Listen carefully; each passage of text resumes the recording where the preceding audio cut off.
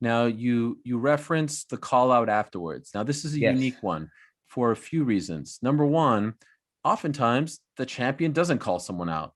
Like he just says, "Hey, come on, bring it. I'm at the top of the hill. You come to me." He didn't do that. Also, oftentimes champion doesn't call someone out who he beat. I thought it was smart on Usman's part. It's the biggest fight he can get. Fighting Jorge Masvidal right now is the biggest fight he can get. He has this in common with George St-Pierre. He's so dominant, and he's been so dominant for so long. He's running out of fresh faces to fight. I'm not down with the idea of him moving up to 185. I'm not down with the idea of Khabib moving up to fight him. No. But right now, he has a win over Gilbert. He has a win over Colby. He has a win over Leon many moons ago, albeit a different Leon and a different Usman, but he still has a win over him. A win over Jorge Masvidal as well. The next guy who doesn't have a win over is Stephen Wonderboy Thompson, who's number 5, Michael Chiesa, number 6, two very good fighters, but not quite there just yet. Maybe they fight each other to see if they can take a step forward. So he calls out Usman. Now, I thought it was the smart move because, he calls out Masvidal. Thank you. Smart move because he makes money off that fight more than any other fight. But also, let's be honest, he gave Usman a gift on a silver platter because, just to set the scene for everyone, as of last week, why do I keep saying Masvidal? Yeah.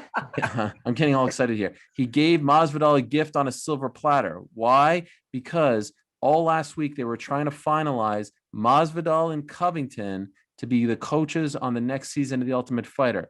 Masvidal said, "I'll fight Covington, I'm told, but I don't want to be a coach opposite him on The Ultimate Fighter. I don't want to give him that shine. I'm not down. It's very personal between them." Here comes the champ, who then says, "I'll fight Masvidal." Masvidal's like, "I'll definitely fight that guy. I'll fight for the belt." Now you see the managers talking about it. He just gave Masvidal the out that he wanted because he'd way more rather fight for the belt than fight his boy Covington.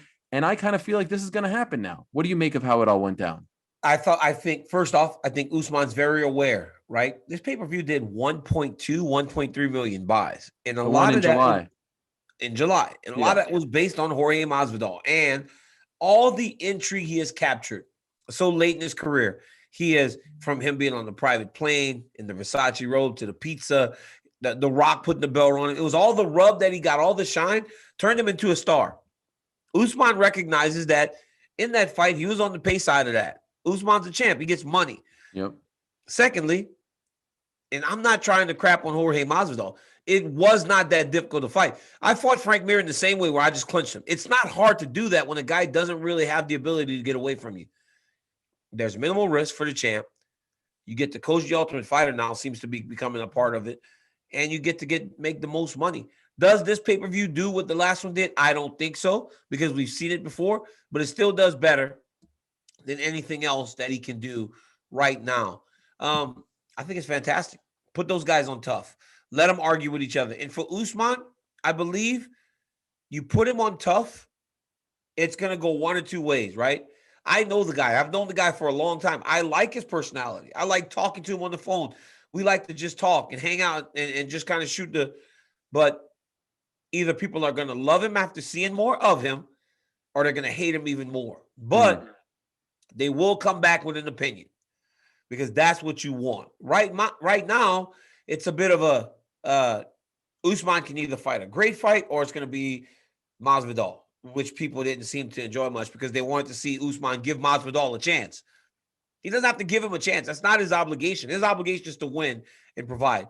So they'll either love him or they'll hate him, which is what you want if you're Kamaru Usman, because the one thing you don't want is indifference. I've always said that.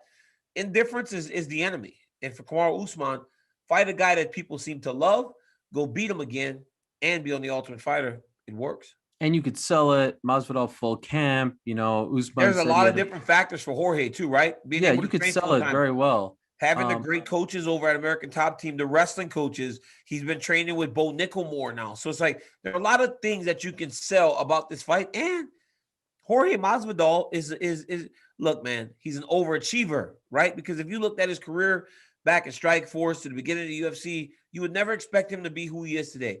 He overachieves, man. The guy is a savage. He's a stud, and he knows how to go and fight and make money and get victory. So I'd love to see those guys go again. I will add this, though. I really want to see Masvidal Covington. There's incredible heat there between them. I kind of feel like Covington was the big loser on Saturday because Usman could have very well called him out too. They hate each other as well. He didn't. So now he loses out on that potential fight. And he may just lose out on the Masvidal big fight and tough opportunity. Covington kind of lost out big time on Saturday because of that. But if Covington fights, he got boxed out. If he fights someone else, though, he'll most likely win, right? Like Leon Edwards. It's a tough fight, and we will talk about Leon in a moment. I believe, honestly, Colby Covington is probably number 2. Yes. If I'm being honest. Yeah, that's why I want to see Covington Masvidal so bad. Yeah, people hate Colby Covington, but Duke, he can really fight, and he's number 2. And he fought Usman tough, right? Because you got to remember, going into the 5th round, a lot of people thought it was 2-2. I did. Yeah, a lot of people thought 2-2, him and Usman. Nobody fights Usman like that. So, in every time Covington fought Usman, it would be a very tough fight because he goes hard. He's in great shape. He's not afraid of him. Usman can't take him down, and he can't just really dominate him as he did with Gilbert in the striking. So, it's always a tough fight versus Covington. And I think at some point, Covington will find his way back into a fight with Kamaru. All hail the Nigerian Nightmare. He deserves all the praise. He deserves all the love. And I'm here to give it out. But I'll just say, before we move on to the co-main, he is not in the conversation with George St-Pierre just yet. You gotta listen. You gotta have more title defense. 9 title defenses for GSP, 11 victories in title fights. I understand. I understand. We're not there yet. Listen. You're a bit of a. It's going to be a bit of a bias for you. No, it'll be a bit of a bias. No, listen. The numbers. It'll be a bit of a bias for you. But I agree. But I don't think that you can just base it on numbers. The game is so different today. That you can't say. The guy was champ for 11 title fights. No, I understand. But you can't say Israel Adesanya can't be Anderson Silva until he gets to 15 title defenses. I don't think it's that simple because this is going to sound so bad. But some of the title defenses Anderson Silva had, was it Talis Latis and freaking Rich Franklin? Hey, don't give me revisionist history. This is revisionist history. No, I'm not. I'm saying those guys aren't the guys that Israel Adesanya is going to fight today. The game evolves. It constantly gets better. That's why you'll never see a team win 8 championships out of 10 like Wilt Chamberlain and them won back in the day. Or you will never see the Lakers.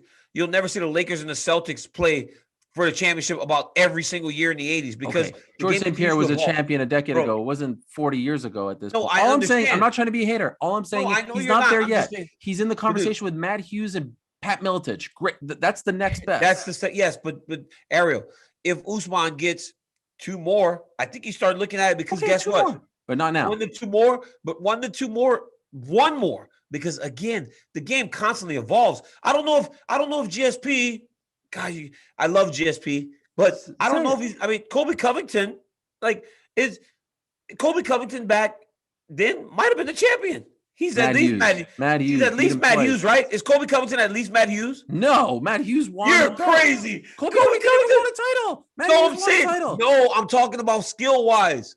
That's what I mean. We can't be playing that game. No, 10 years in MMA is a lifetime. Because I know how it looked. I know how MMA looked when I got there to the way MMA looks today. And I'm not trying to, hey, dude, listen. There's going to be a time very soon where they're going to look at me fighting and go, wow, that guy was the champion. That's the truth. It's just the truth. You are watching guys now fighting like professional boxers. All I'm saying, you know better than anyone. When you're the champion, there is a bullseye on you. There is a level of pressure that comes with being the champ, with being on the marquee, staying motivated as George St-Pierre. Look, GSP, that man, I believe, is the greatest fighter of all time. Let's not mistake it. I think GSP is the greatest fighter of all time. So then you agree that Usman isn't quite there yet. Close. At welterweight, Usman's very, very close. Not there yet. GSP also went up to 185, which I think put him over the top. I'm just talking welterweight champ, not there yet. That's all I'm saying. Usman's getting very close because not there yet. Not there yet. The competition is just crazy. Hey, look at you. This dude is so biased. When you know. I mean, the level just gets. It's just getting better and better, man. And all right. It's harder and harder to hold on to that belt. It's a fun barbershop debate. If Israel Adesanya wins 5 championship fights, I'm going to be ready to start talking about him and Anderson Silva in the same. Not there yet. Not there yet. There's a level of pressure that comes with those title defenses. I'm sorry.